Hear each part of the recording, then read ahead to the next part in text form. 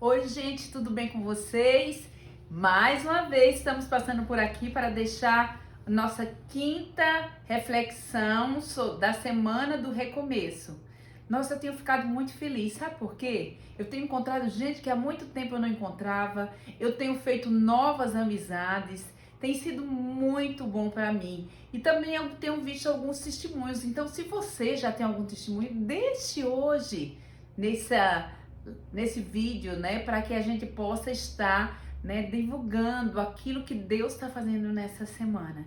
Tem sido muito bom e hoje nós vamos estar falando então sobre recomece com esperança.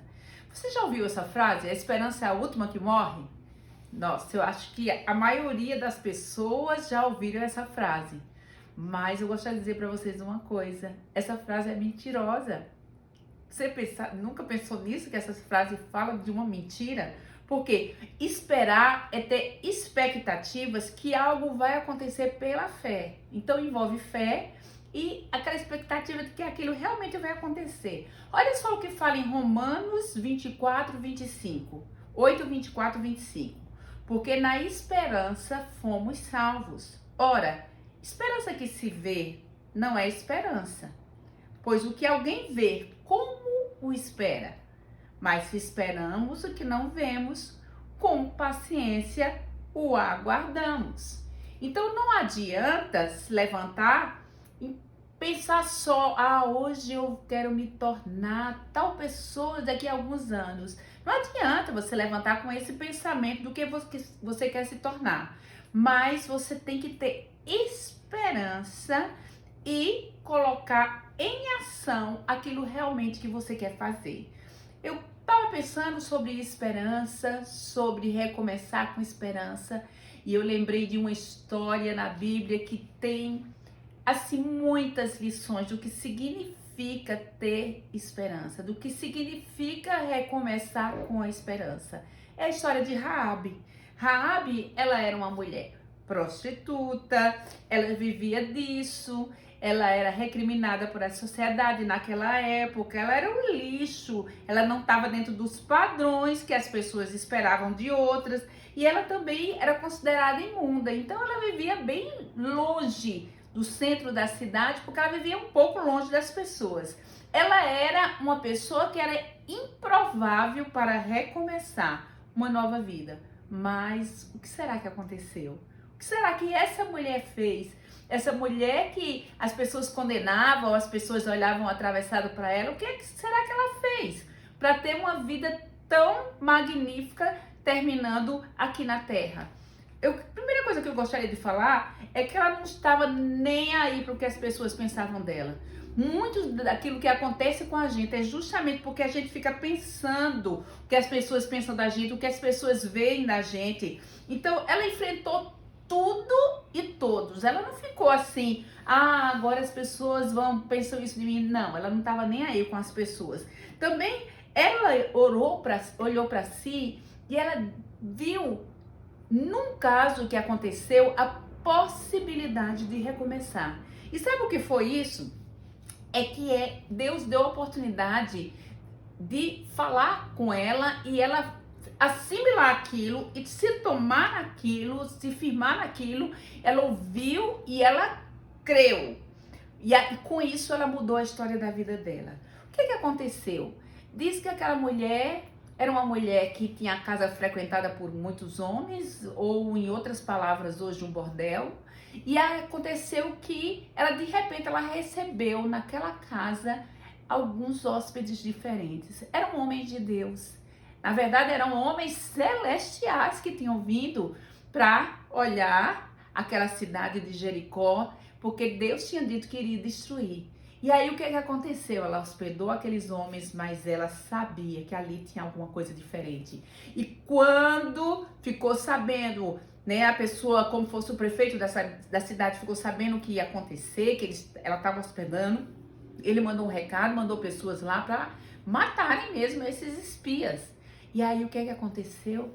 Quando ela percebeu que isso ia acontecer com ela, ela escondeu eles do telhado da sua casa, e ali, quando eles passaram, eles não encontraram. Ela disse: eles já foram embora, eles passaram por aqui, mas eles já foram embora. Ela arriscou a sua vida. Ela é uma mulher muito corajosa, porque ela sabia que se eles descobrissem esse plano, ela iria ser condenada. Mas ela deixou que passasse. E aí, ela creu, e quando eles passarem, olha só o que aconteceu. A Bíblia fala em Josué 2, 9 a 11, que ela olhou para eles e ela disse assim: bem sei que o Senhor vos deu esta terra, e que o pavor que infundiu caiu sobre nós, e que todos os moradores da terra estão desmaiados, ou seja, com muito medo. Porque temos ouvido que o Senhor secou as águas do Mar Vermelho diante de vós, quando saías do Egito. E também o que fizeste aos 2 reis dos amorreus, Seom e Og, que estavam da além do Jordão, os quais destruíste. Ouvindo isso, desmaiou-se o coração, e em ninguém mais há ânimo algum por causa da vossa presença, porque o Senhor vosso Deus é Deus acima dos céus e embaixo na terra. Gente, sabe o que eu gostaria de dizer para vocês? Eu gostaria de dizer para vocês que o que muitas vezes faz com que a gente não avance e não tenha esperança são as nossas crenças limitantes. Você sabe o que é crença limitante?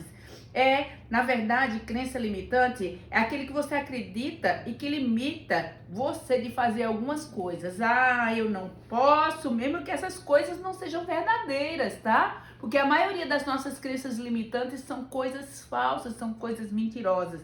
A gente começa a dizer o seguinte: eu não posso, eu não consigo, eu não tenho nada, eu não sou nada. Quem sou eu diante dessas situações? Ela não olhou para a incapacidade dela, ela não olhou para aquilo que ela tinha de impossibilidade, mas ela olhou para Deus e ela resolveu recomeçar. E com isso, ela foi à batalha. Não use suas crenças limitantes para justificar o que não está bem. Tem gente que diz assim: não está bem o meu casamento, eu não tenho mais o que fazer, não tenho como recomeçar o meu trabalho, não tenho como recomeçar a minha vida, não tenho como recomeçar nada. Gente, ela não olhou para isso. E eu gostaria de dizer para vocês que dentro do povo de Israel, que Deus já tinha dito que ia dar essa cidade, tenho certeza que tinha muitos que tinham crenças limitantes. Muitos deles estavam murmurando, desanimados, indiferentes ao que Deus havia falado para eles. E estava ali sem querer enfrentar, até com medo, murmurando entre eles. Gente, muita gente no meio do povo de Deus, Deus vive falando e as pessoas ficam com crença limitante, gente. Por quê? Porque não acreditam no que Deus fala. Mas essa mulher, ela se arriscou guardando aqueles espias, porque ela queria a mudança, ela não estava conformada com a vida que ela estava levando, ela queria recomeçar. E ela disse mais para aqueles espias, ela disse: olha, quando vocês passarem por aquele lugar que vocês vão passar, vocês olhem e conservem a minha vida e a vida da minha família. Me salve a minha família, porque com certeza eu livrei a vida de vocês da morte. E aqueles espias disseram para ela, então lhe disseram os homens: a nossa vida, no versículo 14, a nossa vida responderá pela vossa, se não denunciardes esta nossa missão. E será, pois, que dando-nos o Senhor essa terra, usaremos contigo de misericórdia e de fidelidade. Por causa daquela mulher que não entrou nas crenças limitantes, ela tinha tudo. Gente, o que era uma prostituta? Qual era o futuro de uma prostituta, gente? Era morrer naquilo. Era ser uma mulher da vida, mas com isso, por ela não ter deixado que essas crenças limitantes dominassem ela se tornou uma mulher honrosa. Ela se tornou uma mulher que não duvidou do que Deus era capaz de fazer, quando o próprio povo havia um monte de gente que duvidava. Ela creu em Deus mais do que o povo. Ela seguiu a ordem que Deus, aquela impressão que Deus colocou no seu coração. Mas teve uma grande diferença aqui, que aqui é a chave que eu gostaria de dar para você. Ela creu e ela teve atitude. Queridos, não adianta só crer. Não adianta só acreditar que Deus está mandando você fazer, você dizer, não, eu vou colocar em primeiro lugar, depois você saber que você tem as armas, você saber que você, né, tá preparado para todas as coisas, mas a atitude é a chave para a vitória. Você tem que ter atitude. Muitos dos povos não estavam crendo, mas aquelas crenças limitantes, de dúvidas, de reclamações, de murmurações, eram diferentes de convicções. Convicções é aquilo que Deus coloca no nosso coração, é a esperança que Ele coloca no nosso coração e que a gente enfrenta com expectativa algo pela fé, sabendo que nós vamos ser vitoriosos. Você enfrentou todas as coisas até agora? Ela enfrentou tudo e ela foi honrada. Sabe o que é que aconteceu com aquela mulher? Aquela mulher, após vir toda a destruição daquela muralha, daquela cidade, disse que a casa dela ficou em pé. Ela foi salva e aí o que é que aconteceu? Ela teve uma transformação de vida diferente. E ela casou com um guerreiro príncipe. E esse príncipe fez com que ela fosse uma mulher de honra. Essa mulher terminou os seus dias como uma mulher honrada, uma mulher diferente. As pessoas já olhavam assim, já viam, meu Deus, o que é que aconteceu? Que transformação! Que recomeço de vida e que final de vida!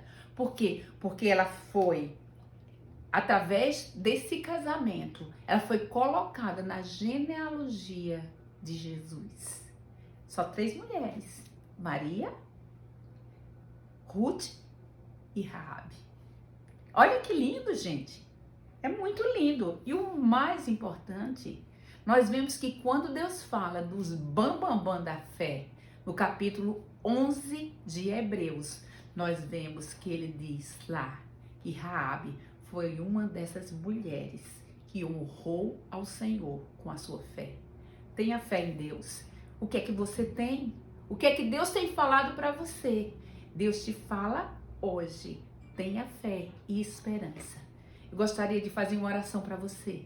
E gostaria de dizer para você que nessa hora o que nós vamos colocar diante de Deus para recomeçar é a esperança e a confiança num Deus que pode todas as coisas e que as crenças limitantes, as suas murmurações, suas dúvidas, suas inquietações nessa hora que caiam por terra em nome de Jesus. Pai, nós colocamos diante do Senhor todas as vidas que estão nos ouvindo nessa hora e nós pedimos que toda crença que limita aquilo que foi falado de que não podia, de que não seria, de que não era, de que não tinha, de que não pode, Deus, em nome de Jesus, que caia por terra, gera confiança, gera esperança e dá paciência para que através dessa esperança as coisas se cumpram e um novo recomeço venha para a glória do teu nome. Age no casamento, nos negócios, nos relacionamentos, na vida pessoal, no íntimo de cada um. Nós te pedimos em nome de Jesus. Amém. Que Deus possa abençoar. Nós queremos que você continue conosco. Amanhã nós temos mais. Passa lá nas redes sociais onde nós estamos, no Instagram e no Face de Valéria Mota dos Santos. Dá um like, dá uma curtida. Se você não segue, vem seguir a gente, porque isso é apenas o início de algumas semanas que nós temos para fazer. E que Deus abençoe. Um grande beijo.